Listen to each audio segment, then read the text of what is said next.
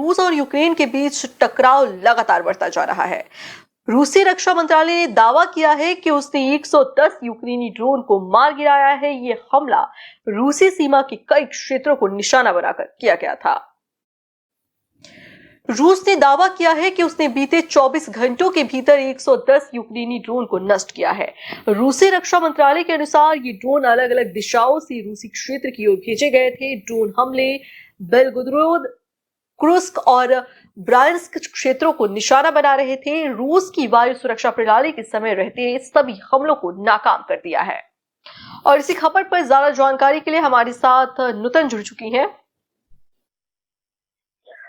नूतन, जिस तरीके से रूस दावा कर रहा है कि उसने यूक्रेनी जो ड्रोन थे उनको मार गिराया गया, कितने ड्रोनों की संख्या का अभी तक रूस की तरफ से बयान दिया गया है? जी नव्या, मैं आपको बता दूं कि रूस मंत्रालय जो है, रूस रक्षा मंत्रालय, उन्होंने दावा किया है कि जो यूक्रेन के 110 ड्रोन थे उनको उन्होंने वो नष्ट कर दिया। और उनको रक्षा की जो रूस की जो वायु रक्षा प्रणाली है, उन्होंने बोला कि समय रहते ही जितने भी जो ड्रोन रूस यूक्रेन से आ रहे थे वो सारे ड्रोन को नष्ट कर दिया गया। थी अच्छा, यूक्रेन ने कौन कौन सी जगहों को निशाना बनाने की कोशिश की है? जो ड्रोन हमले हुए थे यूक्रेन के द्वारा रूस में, वो जगह था बेलगोरोद, कुर्स्क और ब्रायांस्क करके एक क्षेत्र है। वो जगहों पे यूक्रेन के द्वारा लगातार हमले किए जा रहे हैं। और जो यूक्रेन और रूस का जो युद्ध चल रहा है वो लगातार बढ़ता ही जा रहा है।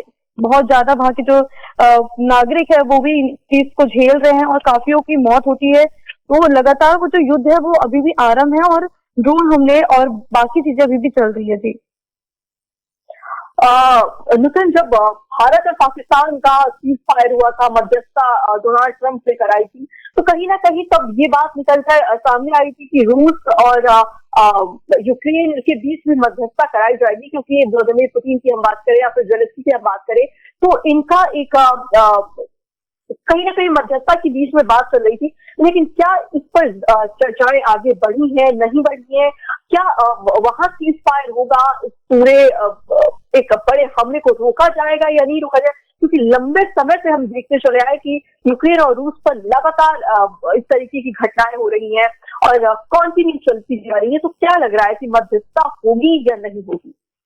जो ये मध्यस्थता की बात थी वो फिलहाल बातें चल रही थी, लेकिन जो अभी मौजूदा हालात है उसको देख के ऐसा लगता नहीं है और ना ही दोनों देशों की तरफ से कोई ऐसा हिंट आया है कि सीज फायर की उन्होंने घोषणा करेंगे या फिर आगे जाके करेंगे।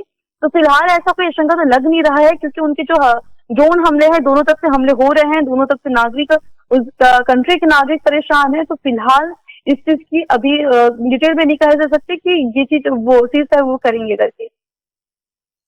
अच्छा, एक आम जनता भी कहीं ना कहीं इन सारी चीजों से बहुत परेशान है। जिस तरीके से हम इतने लंबे समय से देखते चले आ रहे हैं, यूक्रेन और रूस का वार लगातार चल रहा है और जब दूसरे देश एंट्री करते भी है कहीं ना कहीं मध्यस्थता के लिए, तो पुतिन की तरफ से ये साफ कह दिया जाता है कि मैं मध्यस्थता नहीं करने वाला, मैं रूस को खत्म कर दूंगा और या रूस को अपने में मिला लूंगा। ये कहीं ना कहीं उनकी एक रणनीति है और जेलेंस्की भी अब पीछे नहीं हट रहे हैं, लेकिन एक बीच वो मध्यस्थता के लिए भी तैयार हुए थे। लेकिन फिलहाल अगर हम बात करें तो जिस तरीके से ये हमले बार बार हो रहे हैं, बाकी चीजें हो रही है, क्या यूक्रेन ने अभी इस पे कोई जवाब दिया है कि उसने ये ड्रोन भेजे थे, नहीं भेजे थे?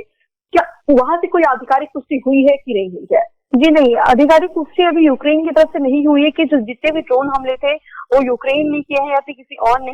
लेकिन जो रूस के रक्षा मंत्रालय है उन्होंने ये दावा किया है कि ये जो सारे 110 यूक्रेन के जो ड्रोन थे, मतलब ड्रोन जो थे, वो यूक्रेन के द्वारा हमला के इरादे से भेजे गए थे, जिसे नष्ट कर दिया गया है।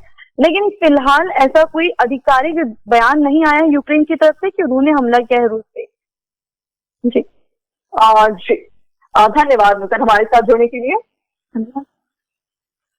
न्यू वीडियोस की अपडेट पाने के लिए सब्सक्राइब करें इंडियन न्यूज को और बेल आइकन को दबाएं।